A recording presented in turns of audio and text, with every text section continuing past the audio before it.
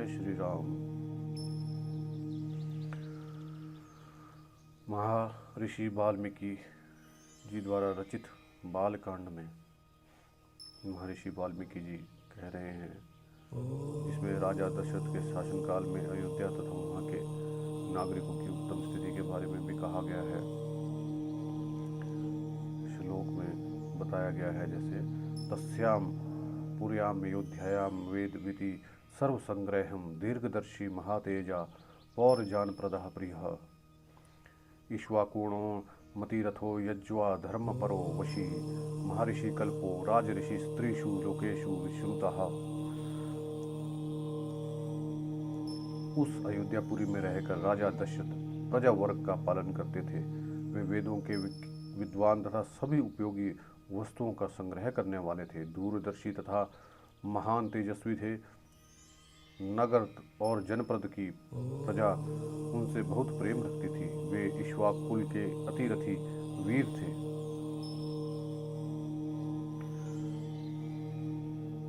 अतिरथी वो कहलाते हैं जो 10,000 महारथियों के साथ अकेला युद्ध करने में समर्थ होते हैं। तो उनको राजा दशरथ जी को इसमें अतिरथी कहा गया है। यज्ञ करने वाले धर्मपरायण जितेंद्रिय थे।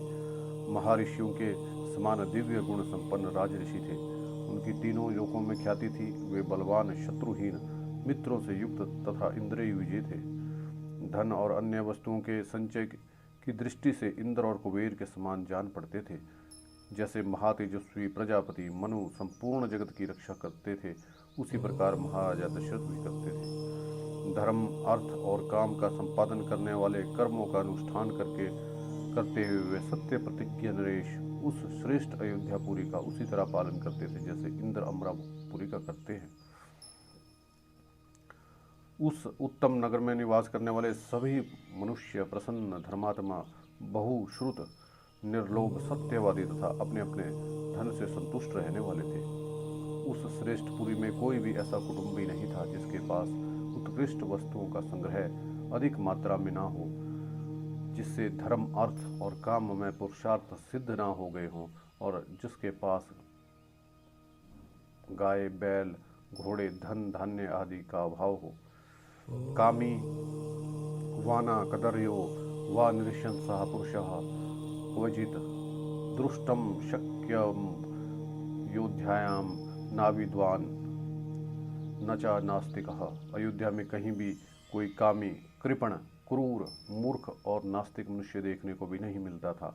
वहाँ के सभी स्त्री पुरुष धर्मशील, संयमी, सदा प्रसन्न रहने वाले तथा शील और सदाचार की दृष्टि से महर्षियों की भांति निर्मल थे। वहाँ कोई भी कुंडल, मुकुट और पुष्पहार से शून्य नहीं था। किसी के पास भोग्य सामग्री की कमी नहीं थी। कोई भी ऐसा नहीं था जो नहा धो कर साफ सुथरा ना हो, जिसके अंगों में चंदन का लेप ना हुआ हो तथा जो सुगंध से वंचित हो। अपवित्र अन्न भोजन करने वाला, दान ना देने वाला तथा मन को काबू में ना रखने वाला मनुष्य तो वहाँ कोई दिखाई ही नहीं देता था। कोई भी ऐसा मनुष्य देखने में नहीं आता था जो बाजूबंद, निशक, स्वर्णपद या मोहर तथा हाथ का आभूषण धारण ना किया हो। अयोध्या में कोई भी ऐसा न था जो अग्निहोत्र और यज्ञ ना करता हो, जो शुद्र, चोर, सदाचार शून्य तथा वर्ण संकर हो। वहाँ निवास करने वाले ब्राह्मण सदा अपने कर्मों में लगे रहते, इंद्रियों को वश में रखते, दान और स्वाध्याय करते और प्रतिग्रह से बचे रहते थे। वहाँ कहीं भी एक ऐसा द्विज नहीं था जो नास्तिक, असत्यवादी, अनेक शास्त्रों के ज्ञान से रहित, दूसरों को दोष ढूंढने वाला, साधन में असमर्थ और विद्याहीन हो। उस पुरी में वेद के 6 अंगों को ना जानने वाला, व्रतहीन, शस्त्रों से कम दान देने वाला, दीन, विक्षिप्त चित्त अथवा दुख भी कोई नहीं था। अयोध्या में कोई भी स्त्री या पुरुष ऐसा नहीं देखा जा सकता था जो श्रीहीन, रूप रहित और तथा राजभक्ति से शून्य हो। ब्राह्मण आदि चारों वेदों के लोग, देवता, अतिथियों के पूजक, कृतज्ञ, उदार, शूरवीर और पराक्रमी थे। उस श्रेष्ठ नगर में निवास करने वाले सभी मनुष्य दीर्घायु तथा धर्म और असत्य का आश्रय लेने वाले थे। वे सदा स्त्री पुरुष और पौत्र आदि परिवारों के साथ सुख से रहते थे। क्षत्रियों ब्राह्मणों के मुंह धोते थे, वैश्य क्षत्रियों की आज्ञा का पालन करते थे और शूद्र अपने कर्तव्य का पालन करते हुए उपरोक्त तीनों वर्णों की सेवा में संलग्न रहते थे। इक्ष्वाकु कुल के स्वामी राजा दशरथ अयोध्यापुरी की रक्षा उसी प्रकार करते थे जैसे बुद्धिमान महाराजा मनु ने पूर्व काल में उसकी रक्षा की थी। शौर्य की अधिकता के कारण अग्नि के समान दूरदर्शर कुटिलता से रहित अपमान को सहन करने में असमर्थ तथा अस्त्रों शस्त्रों के ज्ञाता योद्धाओं के समुदाय में वह पूरी उसी तरह भरी थी जैसे पर्वतों की गुफा सिंहों के समूह से परिपूर्ण होती है। कंबोज और ब्राह्मी देश में उत्पन्न कम घोड़ों से, वनायु देश के अश्वों से तथा संधु नद के निकट पैदा होने वाले दरियाई घोड़ों से, जो इंद्र के अश्व उच्चैश्रवा के समान श्रेष्ठ थे, अयोध्यापुरी भरी रहती थी।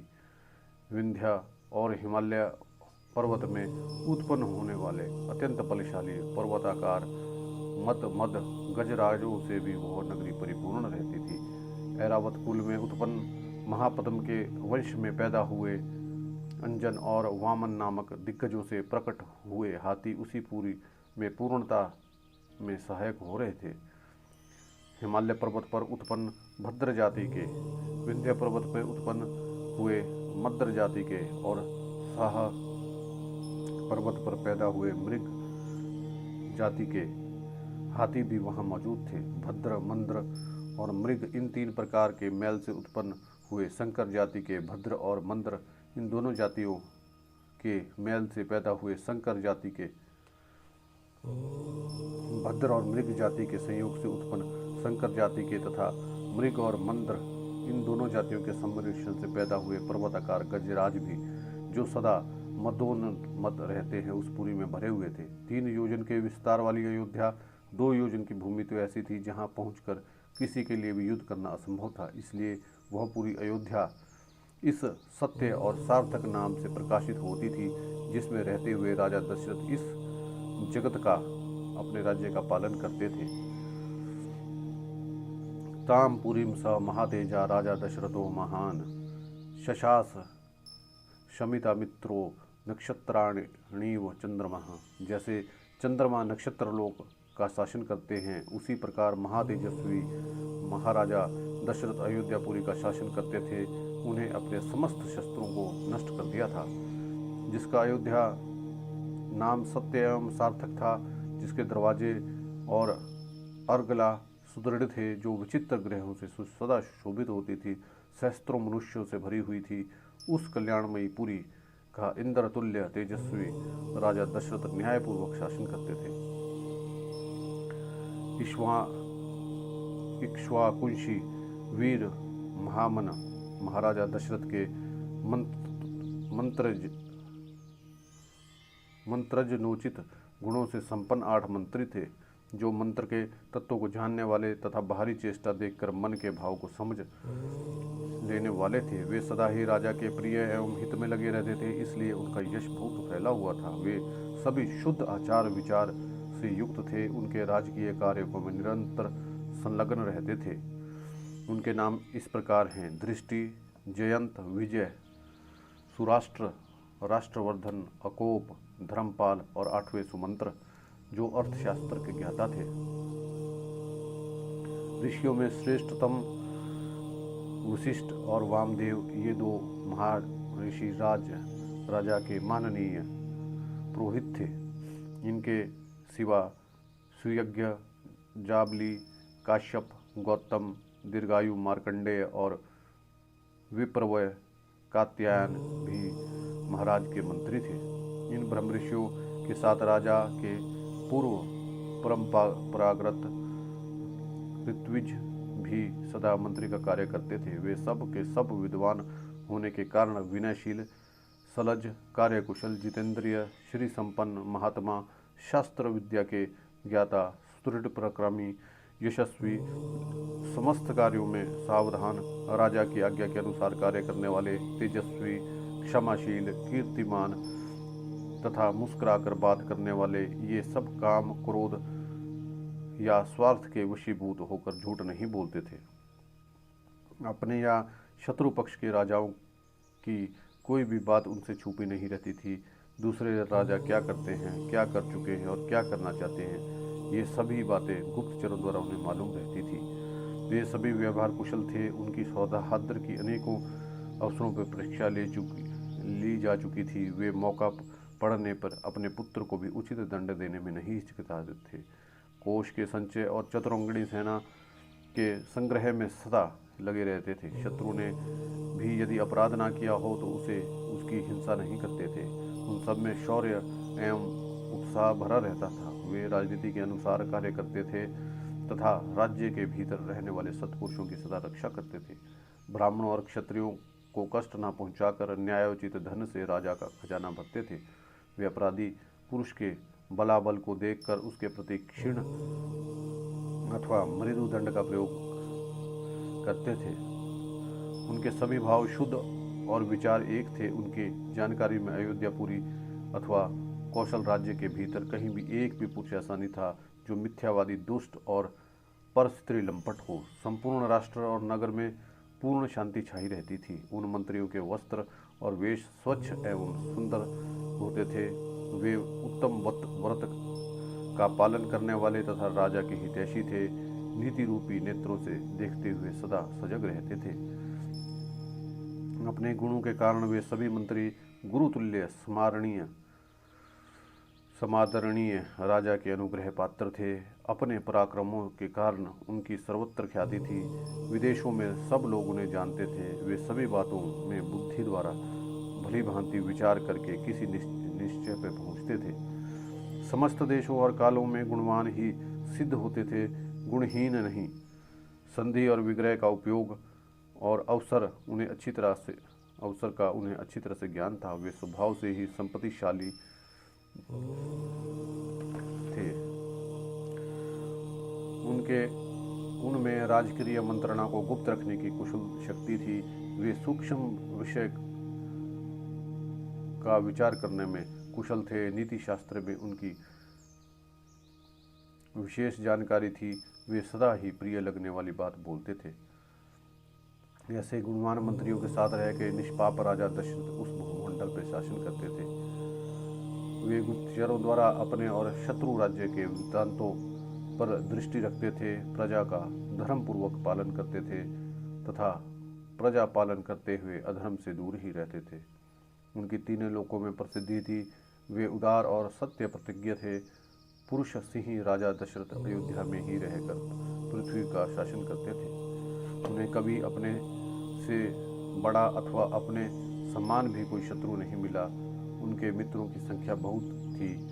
किसी भी सामंत उनके चरणों में मस्तक झुकाते थे। उनके प्रताप से राज्य के सारे कंटक, शत्रु एवं चोर आदि नष्ट हो गए थे। जैसे देवराज इंद्र स्वर्ग में रहकर तीनों लोकों का पालन करते हैं, उसी प्रकार राजा दशरथ अयोध्या में रहकर संपूर्ण जगत पर शासन करते हैं। उनके मंत्री मंत्रणा को गुप्त रखने तथा राज्य के हित साधन में संलग्न रहते थे। वे राजा के प्रति अनुरक्त, कार्यकुशल और शक्तिशाली थे। जैसे सूर्य अपनी तेजोमयी किरणों के साथ उदित होकर प्रकाशित होते हैं, उसी प्रकार राजा दशरथ उन तेजस्वी मंत्रियों से घिरे रहकर बड़ी शोभा पाते हैं।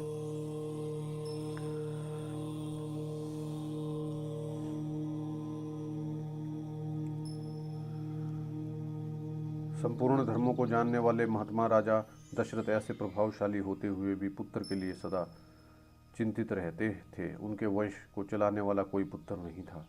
उनके लिए चिंता करते करते एक दिन उन महामनस्वी नरेश के मन में यह विचार हुआ कि मैं पुत्र प्राप्ति के लिए अश्वमेघ यज्ञ का अनुष्ठान क्यों न करूं। अपने समस्त शुद्ध बुद्धि वाले मंत्रियों के साथ परामर्श पूर्वक यज्ञ करने का ही निश्चय विचार करके उन महातेजस्वी, बुद्धिमान एवं धर्मात्मा राजा ने सुमंत्र से कहा, मंत्रीवर, तुम मेरे साथ समस्त गुरुजनों एवं पुरोहितों को यहाँ शीघ्र बुला कर ले आओ।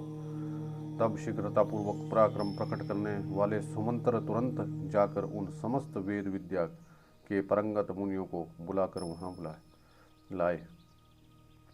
सुयज्ञ वामदेव, जबाली, काश्यप, कुल पुरोहित, वशिष्ठ तथा जो भी श्रेष्ठ ब्राह्मण थे, उन सब की पूजा करके धर्मात्मा राजा दशरथ ने धर्म और अर्थ से युक्त यह मधुर वचन कहा। महर्षियों, मैं सदा पुत्र के लिए विलाप करता रहता हूँ। उसके बिना इस राज्य आदि से मुझे सुख नहीं मिलता। अतः मैं निश्चित किया है कि मैं पुत्र प्राप्ति के लिए अश्वमेघ यज्ञ द्वारा भगवान का यजन करूं। मेरी इच्छा है कि शास्त्रोक्त विधि से यह यज्ञ का अनुष्ठान करूं। अतः किस प्रकार से मेरी मनोवांछित वस्तु प्राप्त होगी, इसका विचार आप लोग यहाँ करें। राजा के ऐसे कहने पर वशिष्ठ आदि सब ब्राह्मणों ने बहुत अच्छा कहकर उनके मुख से कहे प्रोक्त वचन की प्रशंसा की। वे सभी अत्यंत प्रसन्न होकर राजा दशरथ से बोले, महाराज, यज्ञ सामग्री का संग्रह किया जाए, भूमंडल में भ्रमण करने के लिए यज्ञ संबंधी अश्व घोड़ा छोड़ा जाए तथा सरयू के उत्तर तट पर यज्ञ भूमि निर्माण किया जाए। तुम यज्ञ द्वारा सर्वदा अपनी इच्छा के अनुसार पुत्र प्राप्त कर लोगे, क्योंकि पुत्र के लिए तुम्हारे हृदय में ऐसी धार्मिक बुद्धि का उदय हुआ है। ब्राह्मणों का यह वचन सुनकर राजा बहुत ही संतुष्ट हुए। हर्ष से उनके नेत्र चंचल हो उठे। वे अपने मंत्रियों से बोले, गुरुजनों की आज्ञा के अनुसार यज्ञ की सामग्री यहाँ एकत्र की जाए। शक्तिशाली वीरों के संरक्षण में उपाध्याय सहित अश्वों को छोड़ा जाए। सरयू के उत्तर तट पर यज्ञ भूमि का निर्माण हो। शास्त्रोक्त विधि के अनुसार क्रमशः शांति कर्म का विस्तार किया जाए, जिससे विघ्नों का निवारण हो।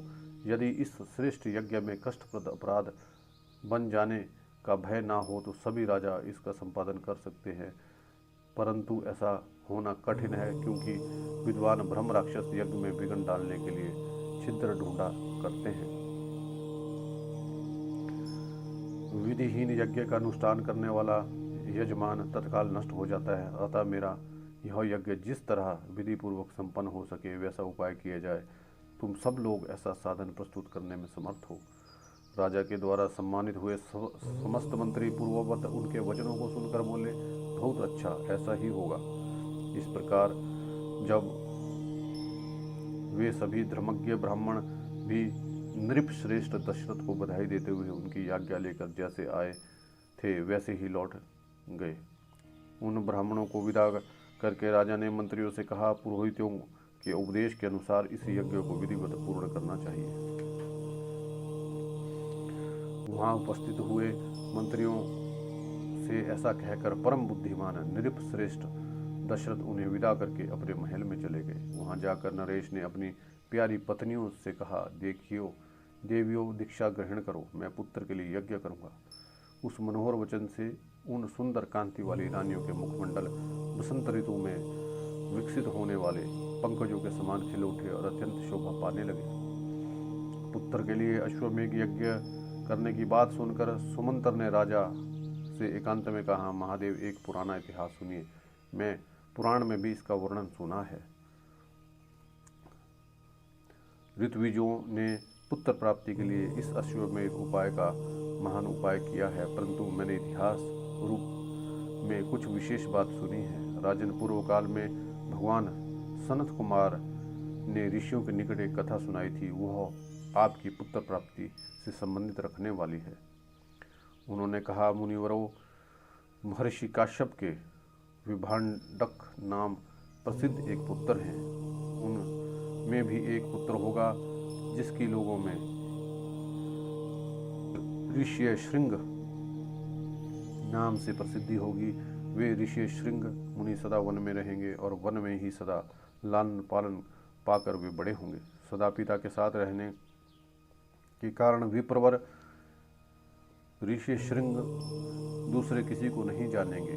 राजन, लोक में ब्रह्मचार्य के दो रूप विख्यात हैं और ब्राह्मणों ने सदा उन दोनों स्वरूपों का वर्णन किया है। एक तो है दंड मेखला आदि धारण रूप मुख्य ब्रह्मचर्य तथा दूसरा है ऋतु काल में पत्नी समागम रूप गौण ब्रह्मचार्य। उन महात्मा द्वारा उक्त दोनों प्रकार के ब्रह्मचार्यों का पालन करना होगा।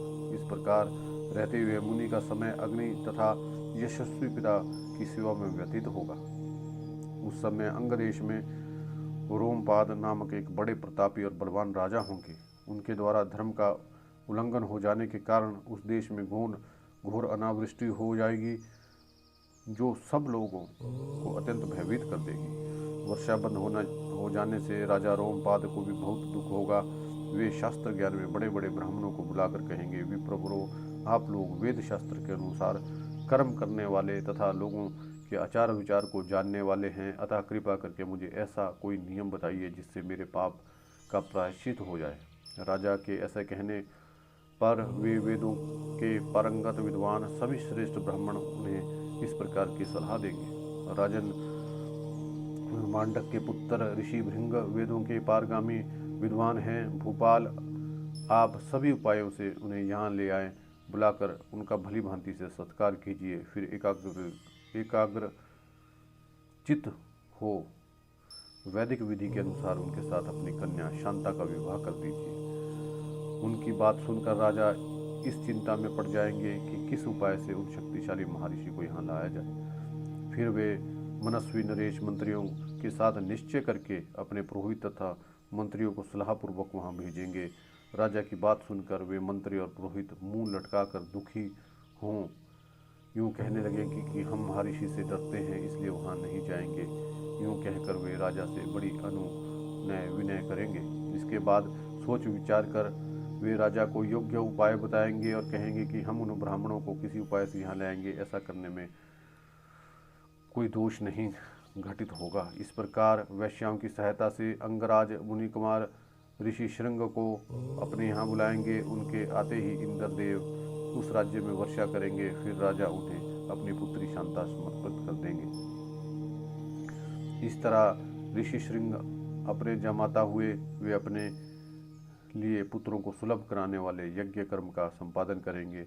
यह सनत कुमार जी की कही हुई बात मैंने आपसे निवेदन की है। यह सुनकर राजा दशरथ को बड़ी प्रसन्नता हुई। उन्होंने सुमंत्र से कहा, मुनि कुमार ऋषि श्रृंग को वहाँ जिस प्रकार तथा जिस उपाय से बुलाया गया वह स्पष्ट रूप से बताओ।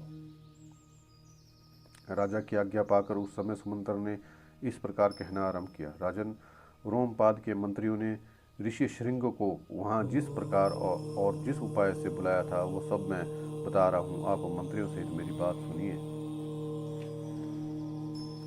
उस समय आत्मियों सहित पुरोहित ने राजा रोमपाद से कहा, महाराज, हम लोगों ने एक उपाय सोचा है जिस काम को लाने से किसी भी विघ्न बाधा के आने की संभावना नहीं है। ऋषि श्रृंग मुनि सदा वन में ही रहकर तपस्या और स्वाध्याय में लगे रहते हैं। वे स्त्रियों को पहचानते तक नहीं हैं और विषयों के सुख से भी सर्वथा अभिनिज्ञ हैं। हम मनुष्यों के चित्त को मत डालने वाले मनोवांछित विषयों का प्रलोभन देकर उन्हें नगर में ले आएंगे, अतः इसलिए शीघ्र पतन किया जाए। अतः इसके लिए शीघ्र प्रयत्न किया जाए। यदि सुंदर आभूषणों से विभूषित मनोहर रूप वाली वेश्याएं वहां जाएं तो वे भली भांति उपायों से उन्हें लोभा कर इस नगर में ले आएंगी, अतः इन्हें सत्कार पूर्वक भेजना चाहिए। यह सुनकर राजा ने पुरोहित को उत्तर दिया, बहुत अच्छा, आप लोग ऐसा ही करें। आज्ञा पाकर पुरोहित और मंत्री उस समय वैसा ही व्यवस्था की। तब नगर के मुख्य वेश्याएं राजा का आदेश सुनकर उस महान नगर में गई और मुनि के आश्रम से थोड़ी दूर ही ठहरकर उनके दर्शन का उपयोग करने लगी। मुनि ऋषि भृंग बड़े ही धीर स्वभाव के थे, सदा आश्रम में ही रहा करते थे। उन्हें सर्वदा अपने पिता के पास रहने में यदि अधिक सुख मिलता था, अतः वे कभी आश्रम के बाहर नहीं निकलते थे। उन महान तपस्वी ऋषि कुमार ने जन्म से लेकर उस समय तक पहले कभी कोई स्त्री नहीं देखी थी और ना ही पिता के सिवाय किसी दूसरे पुरुष का दर्शन ही किया था। नगर या राष्ट्र के गांव में उत्पन्न हुए दूसरे प्राणियों को भी वे देख नहीं पाए थे। तदनंतर एक दिन विभांड कुमार ऋषि श्रृंग अकस्मात घूमते घूमते उस स्थान पर गए जहाँ वे वेश्याएं ठहरी हुई थी। उन्होंने उन सुंदरी वनिताओं को देखा। उन प्रेम दाओं का वेश बड़ा ही सुंदर और अद्भुत था। वे मीठे स्वर में गा रही थी। ऋषि कुमार को आया देख सब उनके पास चली आई और इस प्रकार पूछने लगी, ब्राह्मण, आप कौन हैं, क्या करते हैं और इस निर्जन वन में आश्रम से इतनी दूर आकर अकेले में क्यों विचर रहे हैं? हमें बताइए, हम लोग आप हम लोग इस बात को जानना चाहते हैं। ऋषि श्रृंग ने वन में कभी स्त्रियों का रूप नहीं देखा था। वे स्त्रियां तो अत्यंत कमनीय रूप से सुशोभित थीं, अतः उन्हें देखकर उनके मन में स्नेह उत्पन्न हो गया। इसलिए उन्होंने अपने पिता का परिचय देने का विचार किया। ये बोले, मेरे पिता का नाम भंड मुनि है, मैं उनका औरस पुत्र हूँ। मेरा ऋषि श्रृंग नाम और तपस्या आदि कर्म इस भूमंडल में प्रसिद्ध है। यहाँ पास ही मेरा आश्रम है, आप लोग देखने में परम सुंदर है। आप मेरे आश्रम पे चले, वहाँ मैं आप लोगों की विधि पूर्वक पूजा करूँगा। ऋषि कुमार की यह बात सुनकर सब उनसे सहमत हो गई। फिर वे सब स्त्रियाँ उनका आश्रम देखने के लिए वहाँ गई। वहाँ जाने पर ऋषि कुमार ने यह अर्ज है कि यह पाद्य है और यहाँ भोजन के लिए फल मूल प्रस्तुत है। ऐसा कहते हुए सबका विधिवत पूजन किया। ऋषि की पूजा स्वीकार करके वे सभी वहाँ से चली जाने को उत्सुक हुई। उन्हें विभंड मुनि का भय लग रहा था, इसलिए उन्होंने शीघ्र ही वहाँ से चले जाने का विचार किया। वे बोली, ब्राह्मण, हमारे पास भी ये उत्तम फल हैं, विप्रभु इन्हें ग्रहण कीजिए, आपका कल्याण हो। इन्हीं फलों को शीघ्र खा लीजिए, विलंब न कीजिए। ऐसा कहकर सब ने हर्ष में भरकर ऋषि का आलिंगन किया तथा खाने योग्य भांति भांति के उत्तम पदार्थ तथा बहुत सी मिठाइयाँ दी। उनका रस स्वादन करके उन तेजस्वी ऋषि ने समझा कि ये भी फल है, क्योंकि उस दिन से पहले उन्होंने कभी वैसे पदार्थ नहीं खाए थे। भला सदा वन में रहने वालों के लिए वैसी वस्तुओं का स्वाद लेने का अवसर ही कहाँ है। तत्पश्चात उसने पिता विभंड मुनि के डर से डरी हुई स्त्रियां व्रत और अनुष्ठान की बात बताकर उन ब्राह्मण कुमार से पूछकर उसी बहाने वहां चली गई। उन सब के चले जाने से काश्यप कुमार ब्राह्मण ऋषि श्रृंग मन ही मन व्याकुल हो उठे, बड़े दुख से इधर उधर टहलने लगे। तदनंतर दूसरे दिन फिर मन से उन्हीं का बारंबार चिंतन करते हुए शक्तिशाली विभंड कुमार श्रीमान श्रृंग ऋषि उस स्थान पर गए जहाँ पहले दिन उन्होंने वस्त्र और आभूषणों से सजी हुई मनोहर रूप वाली वेश्याओं को देखा था। ब्राह्मण श्रृंग ऋषि को आते देखकर तुरंत ही उन वेश्याओं का हृदय प्रसन्नता से खिल उठा। वे सब के सब उनके पास जाकर उनसे इस प्रकार कहने लगी, सौम्य, आओ, आज हमारे आश्रम पर चलो। यद्यपि यहाँ नाना प्रकार के फल मूल बहुत मिलते हैं, तथापि वहाँ भी निश्चय ही इन सब का विशेष रूप से प्रबंध हो सकता है। उन सब के मनोहर वचन सुनकर श्रृंग ऋषि उनके साथ जाने को तैयार हो गए और वे स्त्रियाँ उन्हें अंगदेश में ले गई। उन महात्मा ब्राह्मण के अंगदेश में आते ही इंद्र ने संपूर्ण जगत को प्रसन्न करने वाला सरसा पानी बरसाना आरंभ कर दिया। वर्षा से ही राजा को अनुमान हो गया कि वे तपस्वी ब्राह्मण कुमार आ गए हैं। फिर बड़ी विनय के साथ राजा ने उन्हें उनकी आगमनी की और पृथ्वी पर मस्तक टेक कर उन्हें साक्षात प्रणाम किया। फिर एकाग्रचित होकर उन्होंने ऋषि को अर्घ्य निवेदन किया और विप्र शिरोमणि से वरदान मांगा, भगवान, आप और आपके पिता का कृपा प्रसाद मुझे प्राप्त हो। ऐसा उन्होंने इसलिए किया कि कहीं कपटपूर्वक यहाँ तक ले जाने का रहस्य जान लेने पर विप्र ऋषि श्रृंग तथा विभांड मुनि के मन में मेरे प्रति क्रोध ना हो। तत्पश्चात ऋषि श्रृंग को अंतःपुर में ले जाकर उन्होंने शांतचित्त से अपनी कन्या शांता का उनके साथ विधिपूर्वक विवाह कर दिया। ऐसा करके राजा को बड़ी प्रसन्नता हुई। इस प्रकार महातेजस्वी ऋषि श्रृंग राजा से पूजित होकर संपूर्ण मनोवांछित भोग प्राप्त कर अपनी धर्मपत्नी शांता के साथ वहां रहने लगे।